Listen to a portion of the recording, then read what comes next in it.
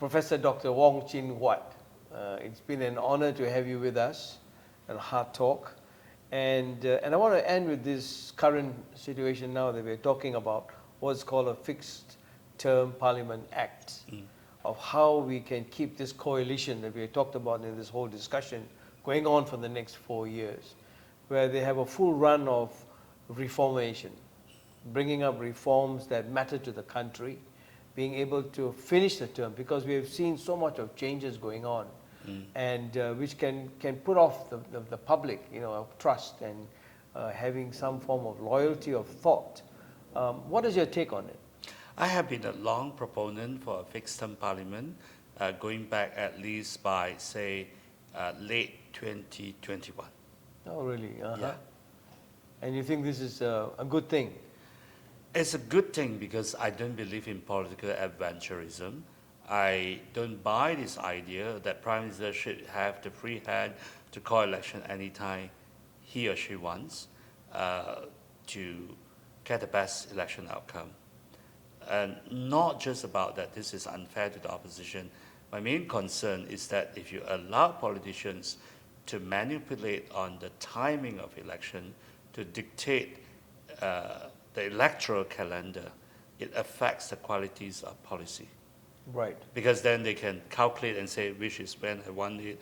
The policy become much more short-term orientated, maybe risky and so on. So for me, fixed-term parliament is superior, is a superior tool because it because it disable political adventurism in this way. Right. So that's something that why I like, because I think even, of course, having said that, we do not, when we talk about fixed term, we do not rule out the fundamental mechanism that the parliament must have the power to overthrow the government. Right. So when we talk about fixed term parliament, we are not talking about fixed term government. Right. Right. What it means that you have the same parliament, but you may actually have midterm change in government. So this is what a lot of people who want stability, who may not actually get it correct, including some politicians in the government. Right. They were thinking that, say, you're going to have a law that's going to keep this government there. I would say, no, it doesn't do it directly. It does it by limiting the avenues to change government, forcing it to happen only in Dewan Rakyat, Right. which I go in later. But second, also you create this expectation that when election is likely to be held. Right. And therefore people would make their plan, whether for work, for voting, for organizing event, whatsoever thing. You set your calendar knowing what would happen next, yeah, right? So that's once good. you set it in, you would hate anyone who disrupt your agenda. Correct. Right? So when the opposition try to bring down force an early election, they likely get punished. This is where you actually help. But it doesn't protect the government directly. Right. Now, what we need to look at now is that, let me explain in full what do we mean a fixed term parliament act. It means that it's a simple but powerful idea that a parliament should serve its full term. So Malaysia, 5 years. Unless one of these two extraordinary circumstances happens. One, the government lost its majority in the House. So instead of telling the Prime Minister must resign, the Prime Minister must have that chance to say, I won an election. And then let the King decide whether to give that royal consent or withhold it. Second, for whatever reason, if 2/3 of the parliamentarians pass a resolution for an early election, then you can go ahead. So what we are talking about here is certainly not some criticism laid by what I call semi-expert. Right. People appoint themselves to comment on this without looking at actually the nuances, the facts, and so on. Yes. One thing they like to say, oh, this is going to prolong or prop up weak or unpopular government. That's not true, Right. because what we are saying is that the law should actually define what constitutes a loss of confidence and limit it to the passing of a vote of motion of no confidence, the defeat of a motions of confidence, a defeat of budget in second or third reading. Now, once you put all this, you would have to amend your standing order in Dewan Rakyat. Okay. So to prioritize this, then a prime minister cannot use the speaker to block motions of no confidence or confidence. They have to do this. What is really taken out is a QSD, statutory declaration. And why this is important? Look at the situation now. People talk about London move, Jakarta move, Yes. and then Dubai move. All this move is basically based on some numbers. No different from what Anwar said on, in September 2021, just before 4 days before polling of the Sabah state election. He said, I have a strong, yes. convincing and formidable majority. Correct. Right, but he never delivered it. Why? Because you have MPs who are happy to sign on the SD, so that if you get to become prime minister, they're kingmakers. They expect you to pay back. Right. But they don't have to show their face. So if you fail, they lose nothing. Yes. Right? But you're going to, if you can force it to happen in the Dewan Rakyat, they have to show their face. Right? And I see that as a right for them to do so. You just have to deal with it. Right. And so the QSD is what makes it particularly important now. And for those people who say this is undemocratic, wrong. We actually just want it to happen in the House. How can this be undemocratic?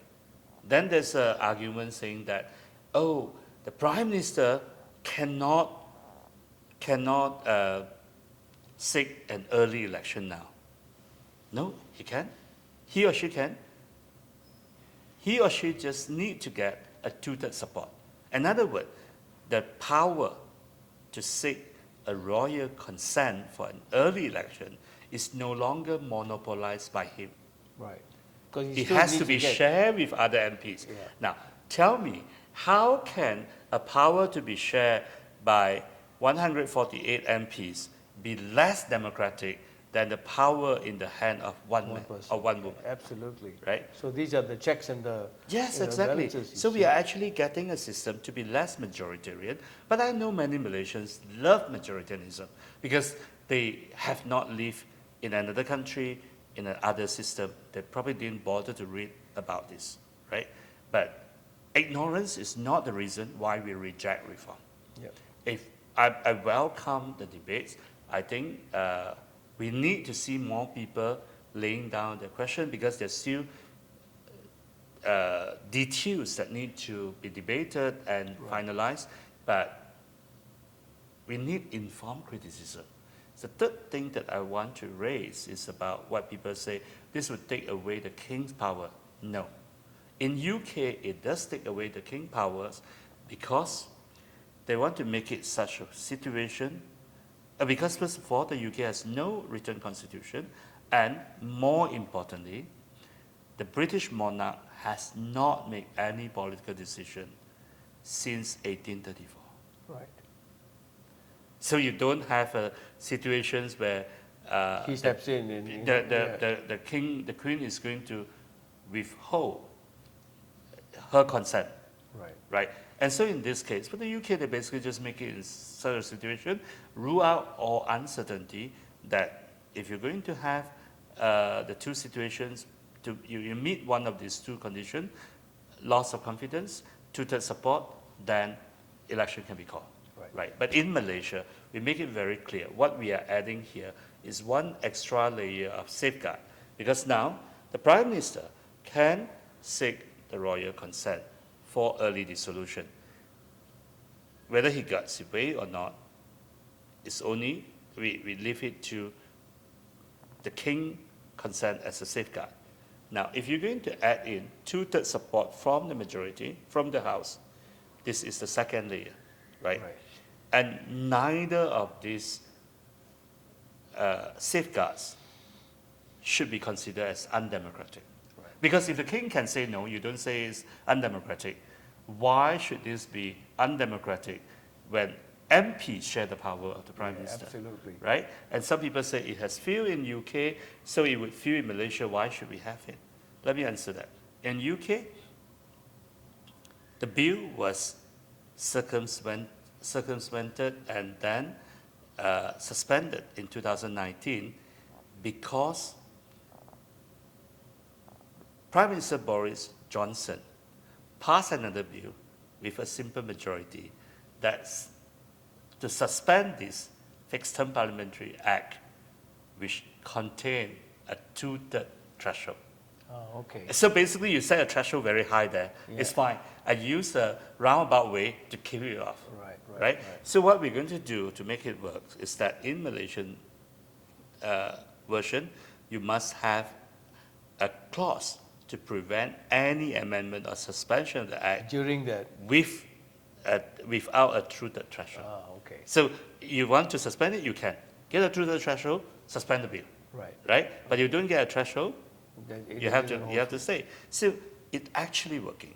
And why this is important, if we have this at the federal level, we can actually have it across the country. On the state level, then you don't have to deal with all this rumor when Hajiji is going to call for elections or not. Yes. Why can't we let our elected representative and the government just to continue their work all the way until 5 years? Absolutely. Well, that would be the solution that we can seek for a better government that will last to fulfill the wishes of the people.